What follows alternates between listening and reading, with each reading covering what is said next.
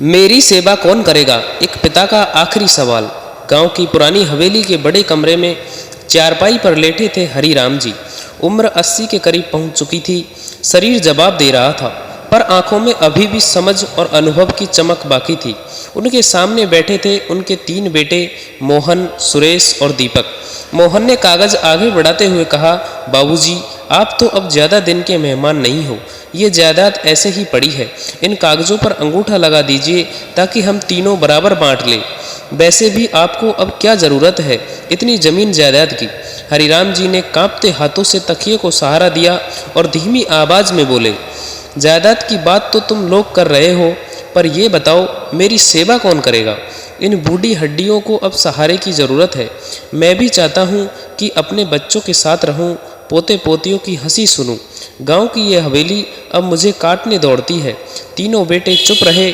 उन्हें जायदाद चाहिए थी, पर पिता की जिम्मेदारी नहीं। बीते दिनों की परछाइयाँ हरिराम जी ने अपनी पत्नी कमला के साथ मिलकर यह घर बसाया था। कमला बहुत सीधी सादी और सेवा भाव वाली स्त्री थी। उन्होंने जीवन भर पति और बच्चों की सेवा की। तीनों बेटों को पढ़ाया लिखाया, बड़े सपने दिखाए। बेटे पढ़ लिख कर शहर चले गए, वही नौकरी की, शादी की और अपनी अपनी दुनिया में खो गए। जब कमला बीमार पड़ी तो उन्होंने कई बार बेटों को बुलाया, पर सब ने काम का बहाना बना दिया। एक दिन कमला ने अंतिम सांस ली और उनके पास कोई बेटा नहीं था। उस दिन से हरिराम जी अंदर ही अंदर टूट गए। स्वार्थ की रात। कुछ साल बाद हरिराम जी भी बीमार रहने लगे। जब बेटों को पता चला कि बाबूजी अपनी संपत्ति दान करने वाले हैं, तीनों तुरंत गांव पहुंच गए। रात को दवा के बहाने दूध में नींद की गोलियां मिलाई गई और बेहोश पिता के अंगूठे से कागजों पर निशान ले लिया गया। कुछ ही दिनों बाद हरिराम जी भी दुनिया छोड़ गए।